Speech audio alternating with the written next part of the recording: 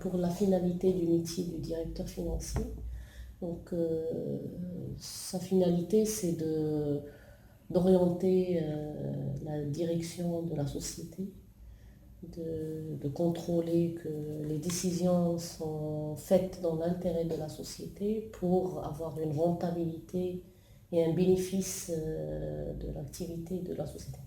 Il faut savoir que la société est là parce qu'il y a des actionnaires qui vont investir, mettre des fonds dans une société et mettre les moyens en vue d'un résultat, de gagner de l'argent. Donc il y a une rentabilité requise pour toute société privée. Donc, et le directeur financier, il vient pour s'assurer qu'il y a une véritable rentabilité, que la société est sous contrôle, s'assurer qu'il n'y a pas de risque de fraude, de corruption ou de détournement de fonds des associés. Donc il est là, c'est le garde-fou en quelque sorte, c'est le garant.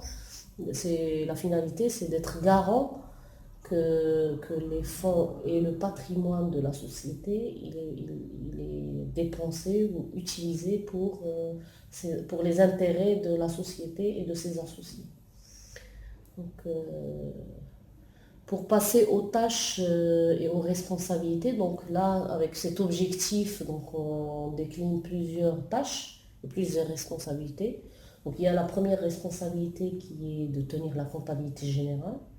Donc la compta générale qui va s'adresser aussi bien aux actionnaires, à l'État, au fisc, aux différents créanciers de l'entreprise, même parfois aux salariés.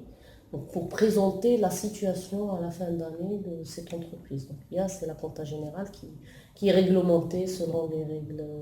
Bon, soit on peut être sur les règles marocaines ou bien les règles IFRS ou USGAP en fonction de l'origine des associés. Le deuxième volet, c'est plus un volet analytique, donc c'est c'est le contrôle de gestion. Donc avec ces différentes méthodes de comptabilité analytique, de tableau de bord, analyse. Donc toutes les méthodes sont utiles. Donc on choisit la méthode ou les méthodes qui vont pouvoir maîtriser la gestion de l'entreprise, donner les indicateurs, les bons indicateurs, la bonne information aux différents départements, de manière à ce qu'au fur et à mesure de l'activité, on mesure si on est rentable, si on réalise des objectifs, est-ce qu'on a des déviations. Donc ça, c'est la partie controlling en quelque sorte. Il y a aussi une autre responsabilité, c'est la gestion du cash, donc la trésorerie, avec la gestion bancaire, la signature, le paiement des fournisseurs, le recouvrement aussi auprès des clients de ce qu'on doit. Parce qu'en fait, la trésorerie elle est importante pour assurer les opérations de l'entreprise en termes d'achat, paiement des salaires et tout ça.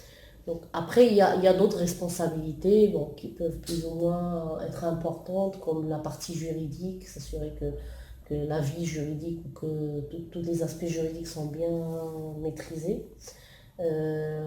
Certains postes de directeur administratif recouvrent aussi l'administration du personnel, donc ça diffère. Donc parfois on a la responsabilité même de la responsabilité gestion de la paye, administration du personnel, mais ça dépend du périmètre du directeur financier.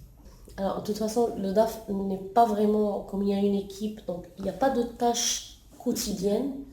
Il y a des activités quotidiennes qui vont être faites par l'équipe parce que le DAF ne peut pas être vraiment impliqué dans le travail du quotidien. Mais il y a tout ce qui peut être répétitif, c'est surtout le fait de signer. Donc si le DAF est signataire de la société, donc il doit signer tout le temps tous les paiements. Contrôler ce que fait ses équipes, donc il y a une activité de contrôle, mais il n'y a pas vraiment du quotidien parce que il y a plutôt pas de quotidien, mais plutôt il y a des tâches qui se répètent, c'est comme par exemple les clôtures mensuelles, C'est chaque mois, il faut clôturer, donc il y a toujours une clôture qu'on fait, on s'assure que la clôture est bonne. On fait du reporting, donc remonter les informations de clôture et les résultats de la société. Donc ça, on le fait à partir de début du mois, donc à partir du troisième jour du mois jusqu'au sixième jour ou septième jour. Mais ça, c'est une fréquence mensuelle. Les paiements, ça peut être très récurrent, mais on s'organise pour les faire de manière au moins de les faire 2 fois par mois jusqu'à 3 fois, donc pour regrouper les paiements. Et puis, quoi d'autre? Puis il y a tout ce qui est analyse, préparation des indicateurs que le DAF va superviser, mais qui ne va pas forcément faire lui-même. Bon, il faut savoir que ça dépend aussi de la taille de la société. Parfois, le DAF peut être avec une petite équipe, donc il va prendre des tâches qu'il va faire lui-même. Mais je pense que l'intérêt du métier, c'est d'être plus une personne qui va animer l'équipe, montrer les grandes lignes, organiser un peu la partie planifier le travail, l'organiser, le superviser et laisser les autres travailler. C'est plus ça la valeur ajoutée du DAF. Au lieu de faire lui-même toutes les petites tâches, ça rapporte beaucoup moins de valeur ajoutée à sa société. Voilà, donc on passe à la troisième question. Vous dites quelles sont les compétences techniques et managériales requises pour ce métier. Donc les compétences techniques, donc ce que j'ai cité plus ou moins, donc c'est les connaissances en termes de fiscalité, contrôle de gestion, compta général, économie, gestion de trésorerie, gestion de production. Donc c'est un peu un directeur financier doit avoir tous les aspects de formation de gestion pour pouvoir maîtriser ce qu'il fait, comprendre ce qui se passe dans l'entreprise. Parfois, dans des sociétés, il faut connaître un peu aussi le flux, donc le processus.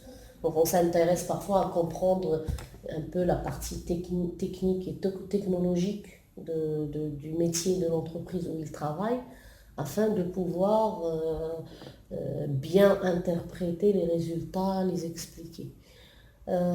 Pour la partie managériale, donc c'est comme tout chef de département ou directeur d'un département, il a besoin d'avoir des compétences de gestion des hommes, donc de management, donc management des ressources humaines, donc c'est quelqu'un qui gère une équipe, donc il doit savoir les techniques de gestion de cette équipe, qui doit avoir des compétences de communication et de relationnel, parce qu'il faut que la finance s'intègre dans une société et travaille avec tous les autres départements. Donc il y a aussi la gestion de la communication, du relationnel, qui doivent s'ajouter à la partie technique de base.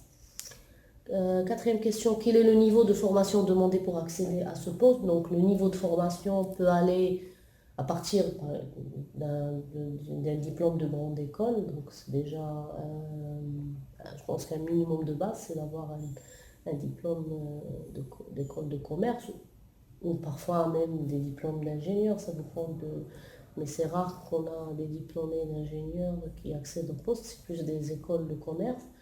Plus, ça dépend des profils, on ajoute des formations d'ESS ou d'expertise comptable, mais ce n'est pas une règle. Donc ça reste, c'est pas une règle. Le minimum, c'est d'avoir le diplôme d'une école de commerce.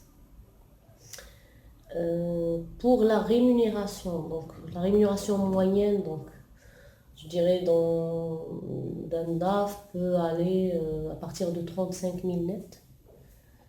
Plus voiture de fonction, et là elle varie aussi en fonction des sociétés, en fonction des périmètres. Donc, mais en moyenne, il y a un minimum de 35 000 net à partir duquel le salaire du DAF commence.